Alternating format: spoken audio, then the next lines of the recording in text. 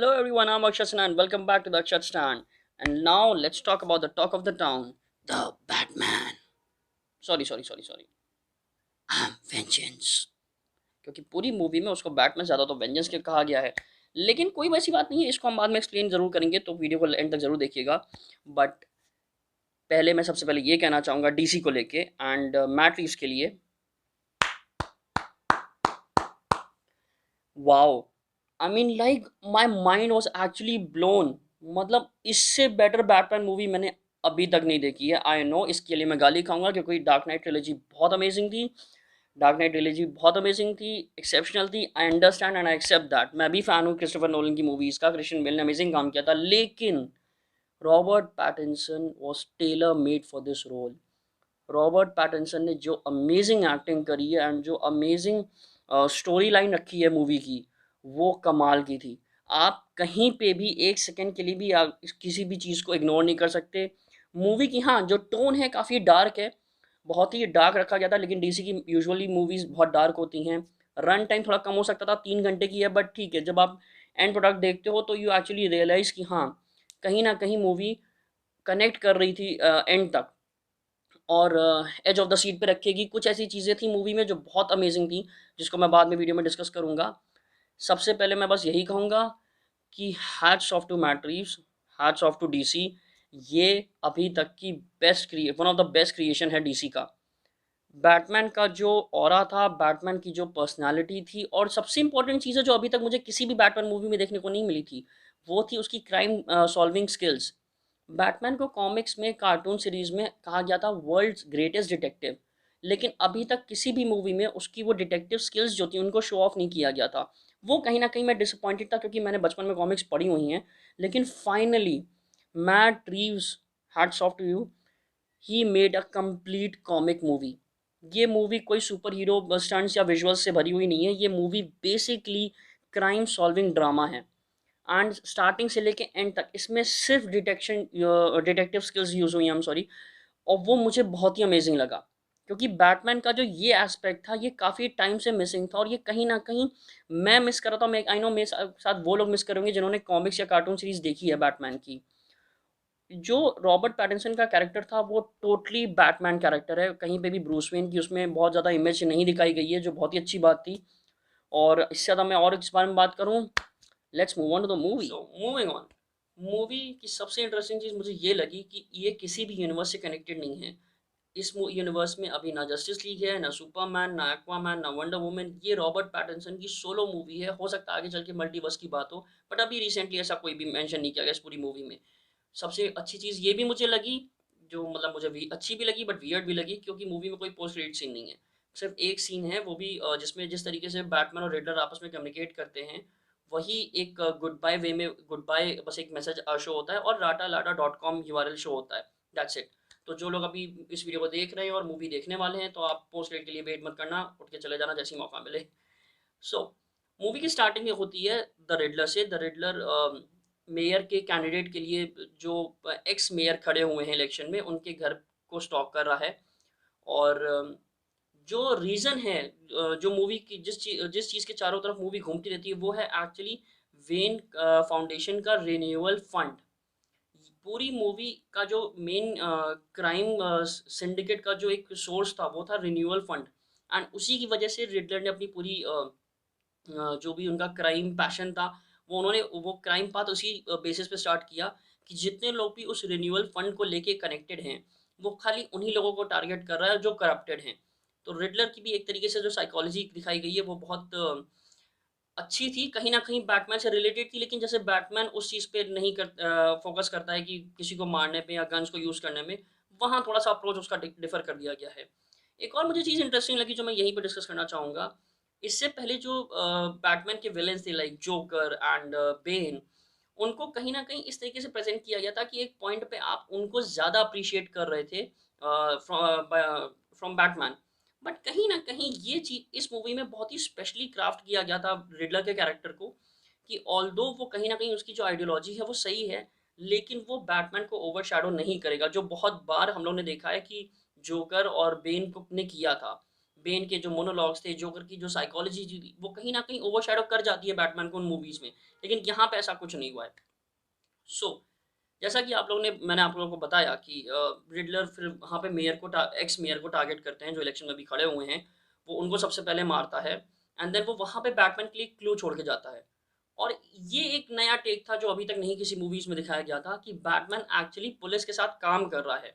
ये हमेशा कॉमिक्स और मूवीज़ में दिखाया गया था बट यहाँ पे पहली बार दिखाया गया है कि बैटमैन प्रॉपर गॉर्डन बैटमैन को क्राइम सीन में इनवाइट कर रहा है, वो उसके साथ आ रहा है, वो क्लूज़ देख रहा है। बाकी के लोग थोड़ा-सा हेसिटेंट हैं उससे काम करने के लिए नेचुरली क्योंकि अभी तक वो उसको उसी रोल में दिखाया गया है विजिलेंटे वाले रोल में। अभी तक वो एक प्रॉपर गॉथम नाइट बन के नहीं सामने आया है।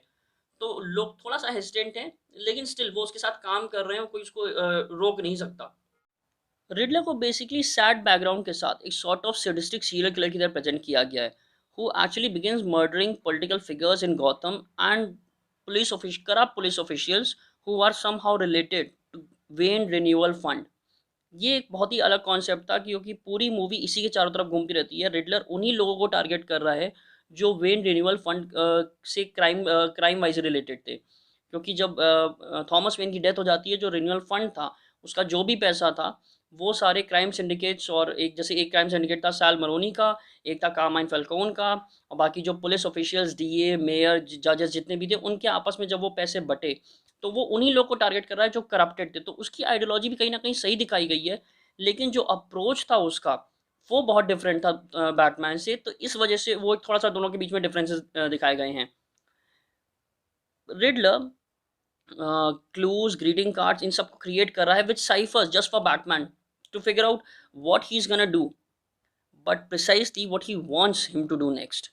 क्योंकि कहीं न कहीं रिडलर बैटमैन से वो सारे काम करवा रहा है, जो उसने ये चीज़ एडमिट भी करी, क्योंकि physically he is not that strong, तो वो जो भी जिसको टारगेट करना चाह रहा है, वो उसको बैटमैन के थ्रू टारगेट कर रहा है। Letter when Batman Riddler share the same room, उनकी एक वो एंग्स्टी सैड बॉय केमिस्ट्री जो दिखाई है, वो बहुत मतलब मार्वलस थी। मैंने जब वो मूवी देखी तो मुझे एकदम से रियलाइज़ हुआ कि जैसे कि ये इंस्पायर्ड है, वो जो जोकर और बैटमैन का डार्क नाइट में इंटरोगेशन सीन था, कहीं न कहीं वो मुझे उससे लगा रिलेटेबल। हो सकता है आप लोग को भी लगे। Okay, moving on. The Batman is then forced to investigate the city's hidden corruption and question his family's legacy. क्योंकि इसके बाद उसकी फैमिली की जो लेगेसी थी उसके बारे में भी काफ़ी बातें सामने आ जाती हैं कि क्या थॉमस वेन भी करप्टेड एक गवर्नमेंट ऑफिशियल थे, क्या वो भी कहीं ना कहीं आई एम सॉरी वो गवर्नमेंट ऑफिशियल नहीं थे बट कहीं ना कहीं हो सकता है वो भी करप्टेड थे और गवर्नमेंट के कई सारे लोगों के साथ मिले हुए थे और यहाँ तक कि इनफैक्ट ये एक बहुत चीज़ इंटरेस्टिंग दिखाई जो मूवी में आज तक कॉमिक्स में सिर्फ थी कि मार्था वेन को दिखाया है कि Martha Wayne was a patient at Arkham Asylum, क्योंकि आर्खम उनका उनके फादर का पूरा असाइलम बनाया हुआ था। तो ये चीज़ उन्होंने अपने पैसे के दम से या जिस चीज़ से भी उन्होंने उस चीज़ को कवर कर लिया। ये एक जो रिपोर्टर था, उसका नाम मुझे याद नहीं आ रहा है, I am really sorry about that. वो रिपोर्टर इस चीज़ को डग कर रहा होता है एंड उसको चुप कराने के लिए थॉमस वेन कार्माइन फैल्कोनी से हेल्प लेते हैं। कार्माइन फैल्कोनी उसको मार देता है somehow to to make Thomas Wayne in his death. वो चीज़ थोड़ा-सा आगे चल के रिवील करी गई है कि थॉमस वेन और मार्था वेन की जो डेथ थी, वो अभी तक मिस्ट्री रखी गई है। किसी को अभी तक ये चीज़ क्लियर नहीं है कि वो कार्माइन फैल्कोनी से मरवाया गया था या वो सैल मरोनी के थ्रू उनकी डेथ हुई थी। ये अभी तक मिस्ट्री रखी गई, ये बहुत अच्छी चीज़ थी। इसको इन्होंने सॉल्व नहीं किया जैसे इससे पहले जो डार्क नाइट है, बैटमैन बिगिन्स आई थी, उसमें ये चीज़ क्लियर हो गई थी कि वो कार्माइन फैल्कोन से हुआ था। वो चीज़ इन्होंने नहीं होने दी है। वो बहुत इंटरेस्टिंग टेक था। उसके बाद गौतम को इस तरीके से दिखाया गया है कि it's one of the biggest shit hole. I have no idea कि why Batman is even trying, क्योंकि कहीं न कहीं मुझे भी बैफ़ल कर रहा है क्योंकि मूवी में हर 15 मिनट के बाद उसकी एक लाइन होती है, I have to try, I have to try, I have to try. But ठीक है, that is why he is the super hero and I am not. I wish मैं भी बिलियनेयर होता। बट क्या कर सकते हैं, कोई नहीं। मूव करते हैं कि जो रिडलर क्लूज़ छोड़ता है, वो क्लूज़ कहीं न कहीं रिलेट करते हैं कि जो पेंगुइन है, और पेंगुइन को भी इस मूवी में इंट्रोड्यूस करा गया है, इससे पहले वो खाली कॉमिक्स, कार्टून सीरीज़ में था। पेंगुइन को जब इसमें इंट्रोड्यूस करा गया तो दिखाया गया है कि पेंगुइन एक वो इन्फॉर्मेंट था, पुलिस इन्फॉर्मेंट था जो उन लोग की हेल्प कर रहा था पुलिस की सैल मरोनी को का ड्रग बस्ट ऑपरेशन करने के लिए। लेकिन वो चीज़ बाद में रिवील होती कि पेंगुइन उसमें नहीं हेल्प कर रहा था। लेकिन जो सबसे इंटरेस्टिंग चीज़ था इस कन्वर्सेशन का, वो था कार चेस। जो कार चेज़ इस मूवी में दिखाया है जब बैटमैन पेंगुइन के पीछे जाता है, वो by far one of the best car chase scenes हैं। इससे better car chase scene super hero movie में मैंने आज तक नहीं देखा। मेरे हिसाब से ये बेस्ट कार चेज़ सीन था। मैं मस्टैंग जब दिखाई गई थी क्लिप्स में कि मस्टैंग इस समय बैटमैन की कार के फॉर्म में दिखाई जाएगी, मैं बहुत ज़्यादा डाउटफुल था कि ये वो टम्बलर वाला फीलिंग नहीं दे पाएगी। कहीं न कहीं टम्बलर बेटर थी और डेफ़िनिटली टम्बलर और बैटपॉट बहुत बेटर थे, बहुत अमेज़िंग थे। लेकिन जब मैंने रॉबर्ट पैटिंसन को मस्टैंग चलाते देखा, I was like this man can do anything, Matt Reeves hats off. और वो car chase scene one of the best scenes है। और जब वो बैटमैन वॉक करके आ रहा होता है तो कैमरा को उल्टा टिल्ट किया हुआ है ताकि वो ऐसे दिखे जैसे बैट यूजुअली उल्टे लटके होते हैं। वो बहुत ही अमेज़िंग और बहुत ही स्टनिंग वे था उसको कैप्चर करने का। बट अब आगे बढ़ते हैं। सो ब्रूस बेसिकली इस पूरे कॉन्सेप्ट में धीरे-धीरे पता चलता है कि ब्रूस को ये रियलाइज़ होता है कि इस सारे जो रिन्यूअल फंड और सारी जो चीज़ें होती हैं, इसमें वो खुद सेंटर में खड़ा हुआ है। और वो एक्चुअल प्लॉट डिस्कवर करता है कि जो रिडलर ने बनाया था खुद उस ब्रूस वेन को टारगेट करने के लिए, वो उस प्लॉट को समझता है और देन वो रियलाइज़ करता है। और जब वो वापस जाता है उसको क्वेश्चन करने के लिए, जो मैंने आपको रूम के बारे में बताया था कि जो उन दोनों की एक केमिस्ट्री हुई है, उस कन्वर्सेशन में उसको रियलाइज़ होता है कि रिडलर को अभी तक नहीं पता है कि वही ब्रूस वेन है। रिडलर ब्रूस वेन को मारना चाहता था बिकॉज़ उसका मानना था कि थॉमस वेन के जो भी सिन्स थे, वो सिन्स अब ब्रूस वेन के ऊपर आएँगे एंड ही हैज़ टू पे फॉर देम। तो वो कॉन्सेप्ट बहुत ही अमेज़िंग था। और इसके बाद वो उसका जो एक्चुअल प्लान था कि वो सिटी को फ्लड करना चाहता था, वो सिटी के सारे जो सी वॉल्स थी उनको डिस्ट्रॉय कर देता एक्सप्लोसिव से। और उसकी खुद की एक कम्युनिटी थी जो ऐसे जैसे हम लोग की एक कम्युनिटी है, ऐसी उसकी थोड़ी बेटर कम्युनिटी थी, ज़्यादा पागलों जैसी कम्युनिटी थी। और वो कम्युनिटी के साथ उसने मिलके एक प्लानिंग करी थी कि जब सिटी को इवैक्यूएट नहीं कर पाएँगे, सारी की सारी सिटी एक स्टेडियम में ही आके रुक जाएगी, जैसे डार्क नाइट राइज़ेज़ में दिखाया गया था कि वहाँ पे वो लोग शेल्टर ले रहे होते हैं। तो उसके बाद उनको वहाँ पे ट्रैप किया जाएगा और जितने भी करप्टेड ऑफ़िशियल्स और जो पुलिस और गवर्नमेंट है, उनको वो ख़त्म कर देंगे। तो वहाँ पे वो जो फाइनल एक बैटल सीन होता है उसके उनके बैटमैन और उन सारे फ़ॉलोअर्स के बीच में, वो बहुत अमेज़िंग है। और एक चीज़ जो मूवी में उन्होंने दिखाई है, ये पूरी मूवी में उन्होंने एक्सप्लेन नहीं करी, पूरी मूवी में उन्होंने बताया भी नहीं। और इससे पहले मैंने आज तक किसी मूवी में ये देखा भी नहीं था, तो ये बहुत ही अमेज़िंग था। बैटमैन जब लड़ रहा होता है, तो सेलिना काइल उसकी हेल्प करने आती हैं। ज़ोए क्रेविट्ज़ ने ये रोल प्ले किया है, मैं आई एम रियली सॉरी मैं उनके बारे में बात करना भूल गया।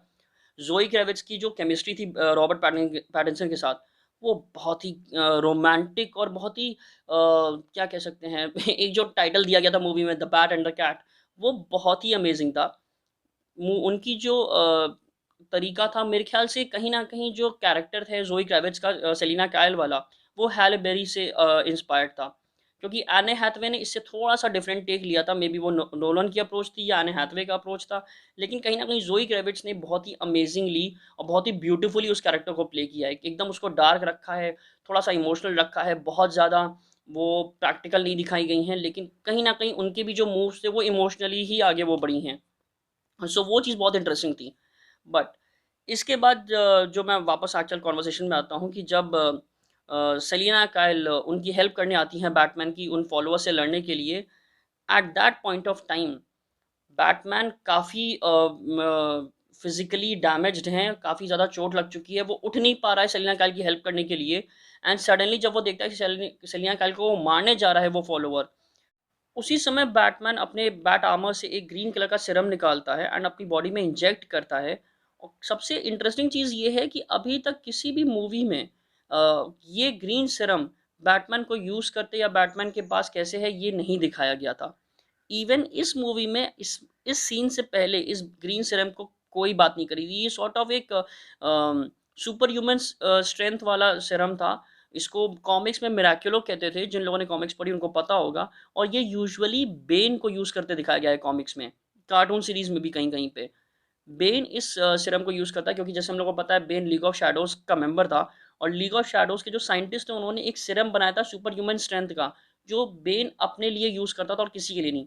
बैटमैन के पास वो सीरम आया था कार्टून सीरीज़ में और इवन कॉमिक्स में, लेकिन मूवीज़ में फर्स्ट टाइम यूज़ करते हुए दिखाया। एंड आई होप इसको आगे भी कभी इसको दिखाया जाए ताकि पता चले कि बैटमैन के पास ये सीरम कहाँ से आया। बट एनीवेज़ बैटमैन उस चीज़ से आगे बढ़ते हैं, वो फाइट सीन ख़त्म होता है और बैटमैन फिर जो एक इम्पैक्ट उस पॉइंट पे बैटमैन ने रियलाइज़ करा था, वो ये था कि द वे ही इंटेंडेड ही कि वो लोगों को इस तरीके से इंस्पायर करेगा कि लोग क्राइम करना बंद कर देंगे, वो नहीं हुआ। क्योंकि 2 साल के बाद भी उतने ही ज़्यादा असॉल्ट्स हो रहे हैं, इनफैक्ट उससे ज़्यादा प्रॉब्लम्स आ गई हैं, मर्डर्स हो रहे हैं, क्राइम बहुत ज़्यादा हो गया है, गॉथम फिर से एक शिट होल बन चुका है। तो कहीं न कहीं उसने रियलाइज़ करा कि जैसे मैं शैडोज़ में रह के सारा काम कर रहा था, वो नहीं है सफिशिएंट। मुझे एक्चुअली शैडोज़ से बाहर आना पड़ेगा। एंड वो एक जो एक स्टेटमेंट मूवी में भी बैटमैन ने दिया है कि vengeance won't change the past, mine और समवन एल्सेस। तो कहीं न कहीं वहाँ पे वो जो कि आई एम वेंजेंस वाला कॉन्सेप्ट हम लोग डिस्कस कर रहे थे, वो एंड में आके क्लियर किया गया कि वेंजेंस से किसी को फ़ायदा नहीं होने वाला है। बैटमैन को अगर गॉथम का बेटरमेंट चाहिए और अपना बेटरमेंट चाहिए, he has to move on. और जो उसका एक कॉन्सेप्ट था ना कि मैं शैडो में रह के ही फाइट करूँगा, मुझे सामने नहीं आना है, I don't want to interact with the public and anything.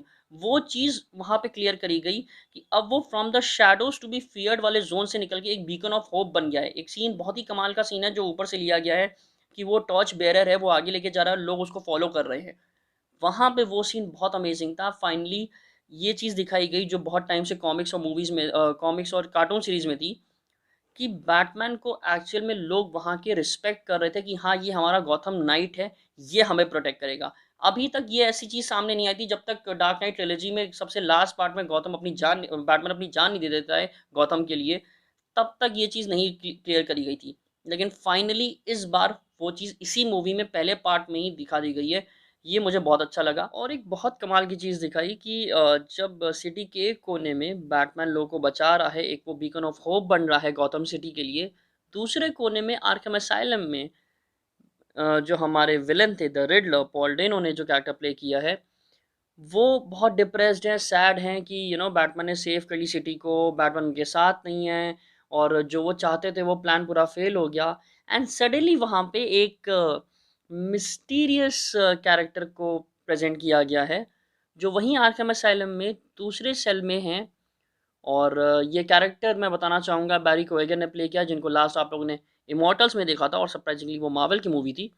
But film के क्रेडिट्स में यहाँ पे इनको दी मेंशन किया गया एज़ अननेम्ड आर्कहम प्रिज़नर। लेकिन जो कन्वर्सेशन उनकी होती है अ फ्रेंड वाली उसके द रिडलर के साथ, उससे ये चीज़ क्लियर हो गई थी कि ये जोकर का रोल प्ले कर रहे हैं क्योंकि वो जो क्लाउन मेंशन करते हैं और वो जो हँसी उनकी थी रिडलर के साथ, वो कहीं न कहीं पोर्ट्रे कर रही है कि हाँ, ये चीज़ आगे चल के जस्टिस लीग में ऐड ज़रूर होगी। लेकिन फ़िलहाल के लिए ये हमारा न्यू जोकर है इस यूनिवर्स का।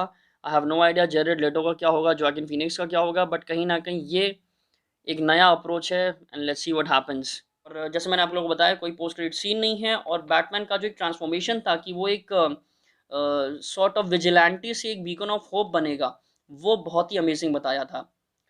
अब मैं बेसिकली खाली कैरेक्टर्स के बारे में बात करना चाहता हूँ क्योंकि जब तक आप इनके बारे में बात ना करो, कोई फ़ायदा नहीं। Starring none other than Robert Pattinson. भाई साहब इस बंदे ने कैरेक्टर को जो अपने अंदर घोल के पिया है कि सबसे इंटरेस्टिंग चीज़ थी, अगर ये एक चीज़ मैं बताना भूल गया, मैं आपको बताता हूँ कि मूवी की स्टार्टिंग में ये चीज़ बताई गई 31 अक्टूबर, क्योंकि रॉबर्ट पैटिंसन को 2 रोल दिए गए थे, बैटमैन का भी और नरेटर का भी। और बैटमैन ने स्टार्टिंग में ये चीज़ नरेट करी है कि अपने जर्नल में वो मेंटेन कर रहा होता है कि 31 अक्टूबर को ये इंसिडेंट शुरू हुआ है। और मूवी के एंड में जब वो नरेट कर रहा होता है तो वो बताता है कि आज 6 नवंबर है, जब उसको एक्चुअल में जब सारी चीज़ें ख़त्म हो गई। तो कहीं न कहीं ये मूवी 7 दिन में रिडलर का स्टार्टिंग से लेके एंड तक 7 दिन में ये पूरी मूवी ख़त्म हुई है। और जैसा कि मैंने बताया कि Robert Pattinson he was actually tailored made for this role I guess.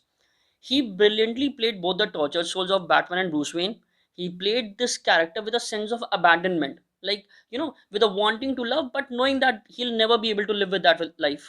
Because कहीं ना कहीं जो ब्रूस वेन हमने क्रिश्चियन बेल वाला देखा था, वो चाहता था एंड तक कि उसकी एक रोमांटिक लाइफ हो, वो चाहता था नॉर्मल लाइफ हो, वो बैटमैन के आगे अपनी लाइफ देख रहा था। लेकिन यहाँ पे फर्स्ट मूवी में ही दिखा दिया गया है रॉबर्ट पैटिंसन को कि उसने एक्सेप्ट कर लिया है कि मेरी आगे कोई लाइफ है ही नहीं। This is my family's legacy and this is my legacy, I have to do it until I die or something like that happens. Pattinson का जो बैटमैन है वो बहुत ही ब्रूडिंग है, बहुत ही पेनफुल है, बहुत इमोशनली क्रिपल्ड हो चुका है, एंड कहीं ना कहीं बाकी सबकी तरह वो एक वल्नरेबल सिचुएशन में आ चुका है, बहुत ज़्यादा किसी से ओपन अप नहीं हो रहा है। और एक कहीं ना कहीं मैंने ये चीज़ नोटिस करी कि ये बाकी के बैटमैन अभी तक जितने भी आए थे उनसे ज़्यादा वायलेंट है, उनसे ज़्यादा एंग्रियर है। ये अप्रोच मुझे बहुत इंटरेस्टिंग लगा, और खासकर जब वो सीरम वाला जो यूज़ हुआ है, मिराक्युलो वाला, वो भी मैं देखना चाहूँगा कि सुपर ह्यूमन स्ट्रेंथ अगर बैटमैन को मिलती तो उसके बाद वो क्या किस तरीके से अप्रोच करता है। कहीं न कहीं जो हम लोग ने देखा है मूवी की स्टार्टिंग में कि फ़ियर को एज़ अ टूल यूज़ किया गया है, मतलब बैटमैन ने किया है एक तरीके से क्राइम सिंडिकेट को ख़त्म करने के लिए। वो अप्रोच बहुत इंटरेस्टिंग है, वो मैं ज़रूर देखना चाहूँगा आगे की मूवीज़ में। And the best thing about Robert Pattinson's portrayal of Batman is that he is Batman all the time. आप उसको हर अपीयरेंस में, हर सीन में एज़ अ बैटमैन ही देख रहे हो, जैसे कि पहले कभी नहीं देखा गया। वो एक अर्ली सीन होता है जब वो अल्फ्रेड से कन्वर्सेशन करने आएगा मूवी की स्टार्टिंग में ही एक पॉइंट में। उसमें उसके चेहरे पे हल्की-सी सनलाइट पड़ती है, and he is actually ignoring that, avoiding that, और वो अवॉइड करते-करते वो सनग्लासेस पहन लेता है, जो कहीं न कहीं दिखाता है कि वो 2 साल से इतना ज़्यादा एज़ अ नॉकटर्नल बिहेव कर रहा है, एज़ अ बैटमैन बिहेव कर रहा है, कि अब वो रियल लाइफ़ में भी बैटमैन बन चुका है।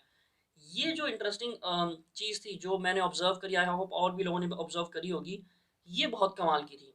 कहीं न कहीं वो चीज़ समझ में आ रही है कि बैटमैन एक नॉकटर्नल क्रिएचर बनता चला जा रहा है। ब्रूस वेन की बहुत ज़्यादा सीन प्रेज़ेंस अब मायने नहीं रख रही थी। लेकिन कहीं न कहीं मेरे हिसाब से रॉबर्ट पैटिंसन ने इस रोल को कमाल में पोर्ट्रे किया है। इसके बाद मैं बात करना चाहूँगा ज़ोई क्रेविट्ज़ के बारे में, बिकॉज़ ज़ोई क्रेविट्ज़ का सेकेंडरी इम्पोर्टेंट रोल था। उनकी जो रोमांटिक केमिस्ट्री है मैं वो ऑलरेडी बता चुका हूँ। कहीं न कहीं मुझे लगा था कि हाँ, ये हैली बेरी से इंस्पायर्ड थी, लेकिन स्टिल मेरे हिसाब से थोड़ा-सा और इम्प्रूवमेंट हो सकता था उनके रोल के लिए, क्योंकि उनकी जो इमोशनल लाइन दी गई है, उनकी स्टोरी लाइन दी गई है, वो कहीं न कहीं मुझे थोड़ी-सी डिफरेंट लगी।